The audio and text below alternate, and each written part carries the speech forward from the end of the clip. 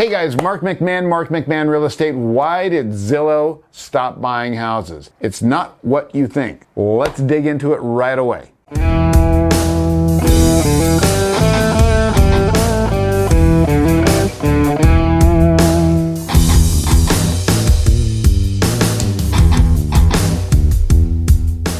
So Zillow stopped buying houses. There's a lot of reasons why they did, in my opinion. And again, this is my opinion, but I did some reading on it and it makes sense. But there's a few underlying issues that we probably need to address. So let's go over a few things that may or may not have affected them and given them a reason to stop doing what they're doing. And here's a little teaser, guys. It's not what you think. Zillow is not house flipping company. Okay, they never were a house flipping company. They may become a house flipping company someday, but as of right now, they certainly aren't, and they don't have the infrastructure to do it. But let's talk about some of the things that may have caused them to have faltered on their path to being major house flippers here in the United States. So first of all, let's talk a little bit about what's going on in real estate today that could have affected them. Let's look at housing starts. So multifamily housing starts are down 7% year over year. So what does that mean? Last year at this time, there was 7% more permits being pulled. And that's how they gauge it, by how many permits are being pulled. Guys, that just simply means probably at this point that everybody's having a hell of a time getting materials. If you've gone to Home Depot lately, you'll see some empty shelves.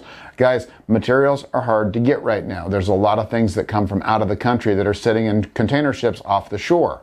And that's causing a lot of problems with availability. Single family homes are down 1.5%. What does that mean? Does that mean everything's gonna crash? No, it doesn't. Same thing, guys.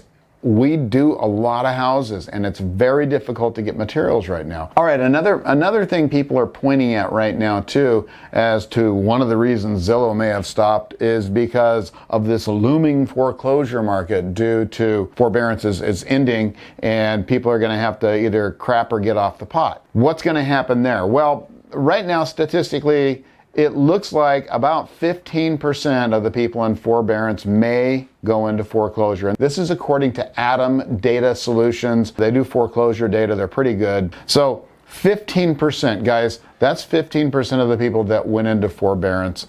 So it's not a huge number. And most of those will get absorbed before they go into foreclosure. So everybody's waiting for the sky to fall and everything to come crashing down. And yes, granted, if interest rates go sky high, if we go into a war with somebody, I mean, there's a million things that could happen, but the way things are going right now, I see an evening out in the market, and I don't see a lot of foreclosures in the pipeline.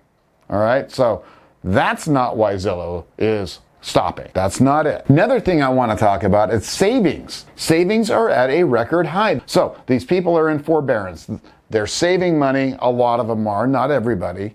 So that's going to wipe out a lot of that too, as far as people losing their houses. So the question is why is Zillow not flipping houses anymore? Simply, guys, it's because they're not a flipping business, in my opinion. They bought thousands of houses and they cannot keep up with the demand. Think about this. If you flipped houses before, if you haven't, this is how it works. You buy a house. You have to find a contractor to flip it. Now, you have to find a contractor you trust. You may go through 2 or 3 contractors finding that trustworthy contractor. Not to mention a real estate agent, not to mention an inspector, not to mention a photographer.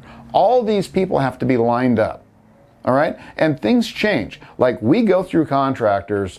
We have 2 or 3 that have been with us for a long time, but we have others, because we do a lot of flips, we have others that come and go. And that's what's happening with Zillow. They're having manpower problems. So their biggest issue right now, it's 2 things, is materials and manpower. It's really hard to find contractors right now, much less contractors that'll work quickly at a discount. Now, a lot of guys are set up for that, and it works well and they make money. But if you're a regular contractor, you can't just go into flips because you've got to charge a little bit less, right? Otherwise, you're not going to be competitively priced with all the other guys that are doing it. So Zillow's going out trying to find contractors, and it's not working for them. They're also trying to get materials sourced out, and that's not working for them. Guys, there's a lot of reasons why Zillow is not doing well in the house flipping market. I think those are the 2 main things. I do not believe that they're scared that the market is topping out. I believe that they can't handle everything they've got, and they've got a lot of houses on the books. They bought way too many at near retail prices, and they're sitting on them right now. Guys, that's a recipe for disaster. Do I think they'll be able to figure it out eventually? Maybe. That's a big maybe. I think Zillow needs to stick with what Zillow does, and that's selling houses, listing houses, but it's not flipping. But they may figure it out, and they may do well with it, but they're not going to do it right now. They've got too much inventory, and things are too hard to get, and people are too hard to find. So that's why Zillow stopped buying houses. So don't worry about the market crashing because of that. That isn't what's going to crash the market. What's going to crash the market, if it does, is really high interest rates. Really high interest rates are going to put the brakes on buying.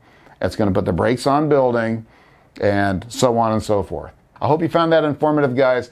Please hit the like button. Please subscribe to the channel. Sign up for notifications for Allie, and I'll see you guys later.